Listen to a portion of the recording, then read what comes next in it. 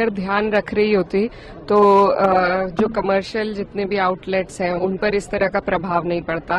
कई स्टेट्स में इतनी हालत खराब हो गई है कि बिल्कुल सिलेंडर नहीं मिल रहे और सरकार जरूर कह रही है, कल भी मिनिस्टर आए थे, उन्होंने कहा कि कोई घबराने की बात नहीं है, लेकिन हमारा कहना यह है कि जिस तरीके से सरकार ने इस पूरे मामले को संभाला है, पता नहीं किस दबाव में फॉरेन पॉलिसी इस तरीके से हमारी चल रही है। नहीं तो हमारे ईरान से बहुत अच्छे संबंध थे और जिस तरीके से चाइना और रशिया को कोई दिक्कत नहीं हो रही है, हमारा भी उसी तरीके से रुक रह सकता था।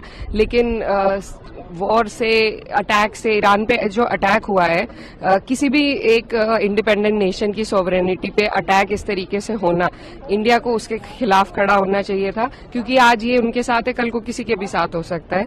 और लेकिन हमने क्या किया, हम उससे 2 दिन पहले ही इजराइल हमारे प्राइम मिनिस्टर घूम के आए हैं। तो सिर्फ क्योंकि हिंदू मुस्लिम देश में है, इन्होंने जो बीज बो रखे हैं देश में हिंदू मुस्लिम के, वही अपनी फॉरेन पॉलिसी में भी दिखाना चाह रहे हैं, लेकिन उसका जो नकारात्मक असर है वो आज हमें देखने को मिल रहा है। आज हमारे देश पे जो संकट मंडरा रहा है वो सिर्फ और सिर्फ सरकार की फेल्ड फॉरेन पॉलिसी की वजह से है। और अब जनता, विपक्ष ये बात पहले दिन से कह रहा था, लेकिन अब जनता भी इस चीज को देख सकती है। लेकिन जो गवर्नमेंट की तरफ से क्लैरिफिकेशन दिया जा रहा है, या प्राइम मिनिस्टर लगातार कम्युनिकेट कर रहे हैं और एमडी की तरफ से भी गाइडलाइंस जारी किए गए हैं, एडवाइजरी जारी किए गए हैं एलपीजी को लेकर, क्या इससे आप लोग सेटिस्फाइड हैं? जी नहीं है, क्योंकि धरातल पर जो समस्या है वो आउट ऑफ कंट्रोल होती जा रही है और सिर्फ एक स्टेटमेंट देने से चीजें नहीं बदलेंगी। स्टेटमेंट तो सरकार बहुत चीजों के लिए देती है, लेकिन हालात अच्छे नहीं है और इससे जो फूड इंडस्ट्री है उस पर बहुत बड़ा प्रभाव पड़ा है। और साथ ही साथ लोगों को सिलेंडर रीफिलिंग के लिए भी अब एक्सटेंशन बढ़ा दी गई है। अगर खत्म हो जाएगा तो आदमी कहां से उसकी पूर्ति करेगा। तो ये गंभीर विषय है और इस गंभीर विषय में सरकार को बहुत जरूरी है कि अपनी फॉरेन पॉलिसी को सुधारे और इंडिया फर्स्ट की जो हमारी पॉलिसी है वो होनी चाहिए।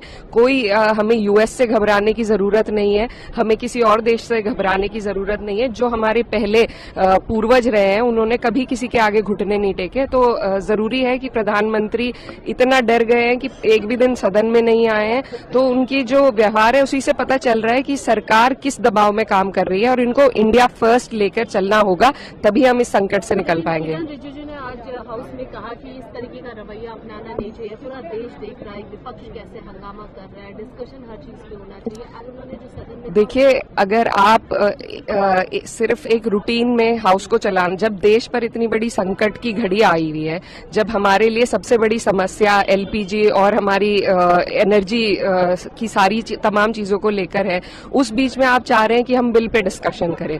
बिल एक रूटीन प्रोसीजर है, उस पर डिस्कशन कभी भी हो सकता है, लेकिन हम लोग चुने इसलिए गए कि जो जनता की आवाज है, जो जनता की समस्या है, उसको सबसे पहले उठाएं। तो ये तो उन्हीं की गलत बात है, उनको देखना चाहिए आज हमारे देश पर कौन सा संकट मंडरा रहा है, उस पर अगर विपक्ष बात करना चाहता है, आप बताइए क्या वो गलत है?